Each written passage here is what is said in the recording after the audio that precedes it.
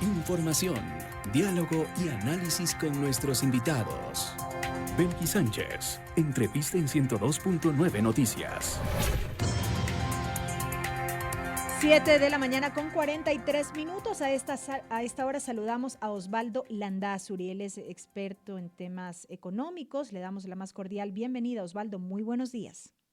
Buenos días, Belkis. Gracias por la invitación. Un saludo. Gracias por acompañarnos, Osvaldo. Estamos en un momento político en el país clave, diríamos, porque estamos ya próximos a la segunda vuelta electoral. ¿Crece en cierta medida esta polarización política y cómo estamos en términos económicos como país? Y cómo estamos, digo yo, matizado esto también con lo conocido en estas últimas horas respecto de ya la no concesión de la adjudicación del campo Sacha.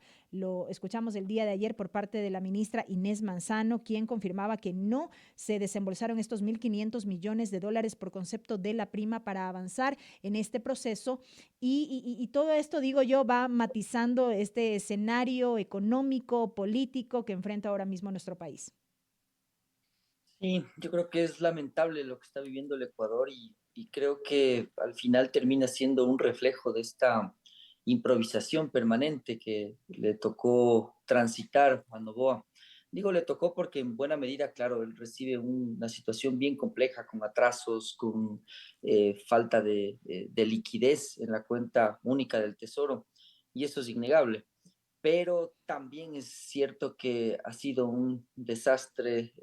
Muchos de los asuntos, acuérdense de los propios aranceles a México, después la comida para mascotas, es decir, me parece que un enfoque que no era el adecuado. Y en esa línea, pues el campo Sacha cae en este mismo saco de improvisación. Probablemente la necesidad tan urgente de recursos le esté llevando al gobierno a tomar este tipo de decisiones, pero el mensaje que se da a los inversionistas extranjeros es muy lamentable. Yo hace algunos días ya percibí esto y lo dije en otra emisora que me consultaba respecto al tema. El momento en que Novoa anunció el cambio del plazo, pues para mí era ya asunto finalizado. Era un síntoma Yo, de que el proceso se iba a caer. ¿Usted sí, coincide con eso? sí, yo y tenía buenas fuentes ya al respecto, ¿no? Que Mm. estaba ya caído, pero obviamente no lo podía afirmar hasta que no suceda. Pero yo lo que dije cuando me consultaron es, para mí el asunto va por esa línea.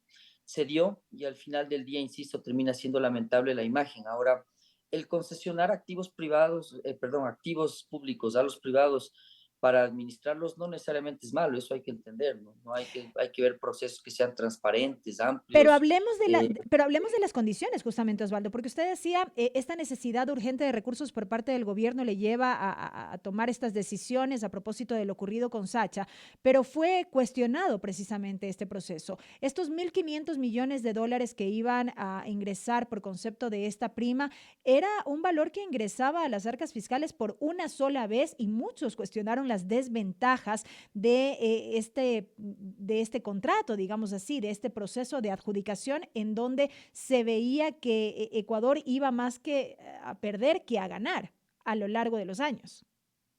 Sí, sí, y por eso yo decía que además es penoso, porque conceptualmente creo que la imagen también es pensar porque como que tenemos aquí bien polarizado al país, ¿no? Entonces hay voces que le dicen, no, concesionen y a la fuerza y el sector privado tiene que participar. No, no necesariamente, si no es algo que le conviene al país, y viceversa también, es decir, tampoco es que es imposible pensar en que, por ejemplo, un privado se haga cargo de una termoeléctrica que no le ha dado mantenimiento porque no tiene plata. Entonces, a eso iba justamente Belkis, es decir, en este caso lo que se evidenció es que no era un buen negocio para el país, al menos de las cifras que pudieron hacerse públicas, porque el otro gran problema es que todo fue rápido y además opaco. Uh Es -huh. decir, la ministra decía el 80 y tanto% de las rentas petroleras se quedan en el país, pero luego se sabía que la cantidad de petróleo era bien diferente, se quedaba apenas del 15, el 17%, dependiendo de la cantidad que se logre extraer. Entonces, ahí indudablemente no era una cosa que conozcamos como para poder decir es algo bueno o es algo que le conviene al país, más bien lo que se veía es que no era bueno. Y por eso al final del día, pues termina Novoa dando un cambio de plazo que es un retro claro y automático a una serie de críticas que venían en un periodo de campaña bien difícil de manejar. Entonces, al final termina pasando eso, pero en términos generales, la imagen que se da del país es lamentable, porque al final lo que termina pasando es que no le van a creer en la palabra ni del propio presidente. Y eso sí es un gran problema, creo yo, si usted quiere volverse atractivo para otros sectores como generación eléctrica, transmisión, el mismo sector petrolero, el sector minero, etcétera. Le van a decir, bueno, primero asegurémonos de todo para poder avanzar en algo y eso es muy lamentable para el país. ¿La concesión de Sacha, a su juicio, Osvaldo, ya es un tema cerrado o de pronto será que el gobierno dio marcha atrás precisamente por esta coyuntura electoral y podría ser retomado más adelante en el caso de ganar elecciones? Podría ser retomado, es lo que yo conozco, y depende de cómo gana las elecciones, cómo termina la configuración de las fuerzas de poder, Ujú. porque es complejo lo que se viene al país, ¿no? Es decir, si gana el correísmo, pues probablemente se va a encontrar con un país bien distinto al del 2007, y si Noboa gana, probablemente también se va a encontrar con un país bien complejo en términos de gobernabilidad. Entonces, lo que sí le digo yo de Elkis es que lo que se mantiene históricamente y se va a mantener es esa necesidad tan acuciosa que tenemos en el sector público por plata, es decir, no hay plata, no hay plata que aguante, no importa que el año pasado recaudamos 2.700 millones de dólares más, no interesa, no hay plata. Están atrasados los proveedores, Ujú. los GATS, los servidores públicos, los pacientes de día, es decir, es lo mismo. Entonces, yo creo que ahora se va entendiendo lo que ha sido duro quizás para muchos escuchar de mi parte, pero lo que es correcto es pensar que si usted no ajusta el sector público como un actor más de la sociedad, esta situación va a ser la misma. Entonces, como va a ser la misma la necesidad tan acuciosa de plata que usted tiene, Sacha y otras decisiones van a estar siempre en el tapete. Mucho más también cuando los actores que nos han gobernado en los últimos años pues también han tenido siempre situaciones opacas con estos temas, es decir, no son abiertos, no son transparentes, luego hay críticas, lo mismo pasó en el gobierno de Correa, Moreno también dio retro para el asunto de Sacha, y ahora con esto, que parecía que una empresa que tenía, me parece, $2.000 de capital, una cosa así, era la que participaba en el proceso, ganaba sin ningún competidor, es decir, una cosa bien extraña. Entonces, sume las dos y claro, va a estar en el tapete, siempre lo va a Ujú. estar. El asunto es entender que otra vez los problemas estructurales, los problemas que son complejos de tratar, leyes laborales, gasto corriente del sector público, etcétera, esos son los que realmente requieren la atención si usted al final espera resolver y que algo cambie lo que estamos viendo los ecuatorianos. De lo contrario, va a ser lo mismo y se ha cumplido casi al pie de la letra lo que los analistas objetivos del país le veníamos diciendo desde hace algunos años ya respecto a la situación que estamos viviendo ahora. Osvaldo, cuando decimos no hay plata, ¿cómo se refleja ya esto en las cifras? Es decir, es cierto lo que usted señalaba, hemos visto a las prefecturas demandar sus recursos, a los municipios demandar sus recursos, profesionales de la salud, dializadoras, es decir, diversos sectores exigiendo al gobierno nacional que se entreguen los recursos que corresponden, que se adeudan. El gobierno de su lado habla de una buena salud financiera como país. ¿Cómo es que esto no se traduce en el destino de los recursos a los sectores que corresponden? Por ejemplo. Lo que sucede, Belkis, es que la salud financiera de un país es un concepto que tiene algunas aristas. Ujú. Y esas aristas son las que tienen que analizarse. La salud financiera se refleja en el déficit fiscal, es decir, cuánto más gasté yo respecto a lo que ingresé, eso es el déficit, o superávit, es decir, gasté menos de lo que me ingresó y por lo tanto puedo ahorrar. Eso al final termina siendo el resultado de un ejercicio, pero un Estado no es una empresa, no es que Ujú. está buscando tener superávit para repartirles a los accionistas, que en este caso sería el pueblo ecuatoriano, Para repartir sino las más. utilidades. Exacto.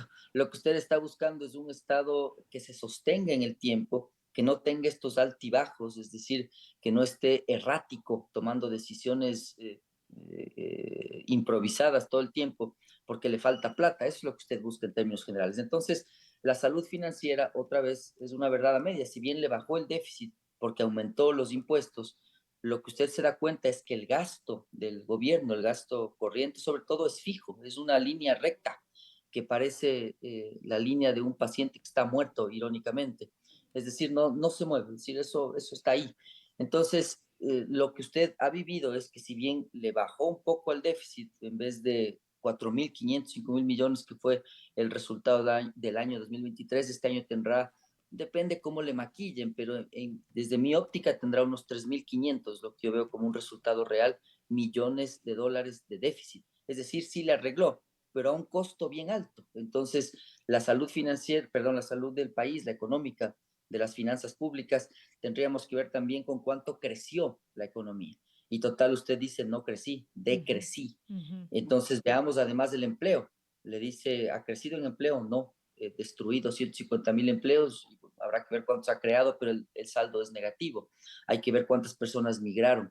Hay que ver cuánta inversión le llegó del extranjero, le llegaron 200 millones. Hay que ver cuánta inversión local se hizo. La inversión decreció 8% en el último dato que tenemos los analistas.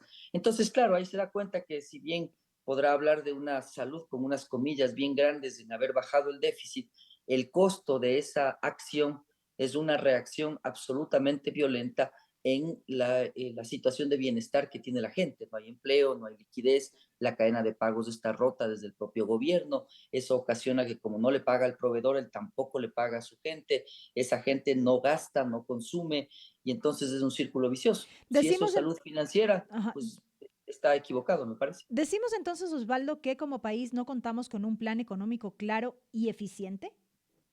Correcto, no contamos con un plan económico, no contamos con un plan productivo, no contamos con un plan tributario, no contamos con un plan de seguridad social, no contamos con ningún plan, Belkis. Es decir, si usted se da cuenta en los perfiles de los ministros, lo que tiene Novoa son, para no ser grosero, pero tiene como empleados, es decir, no hay un ministro, igual lo que le pareció lo que le pasaba a Lazo, parece que las oligarquías costeñas tienen ese problema de rodearse con gente a la que pueden mandar.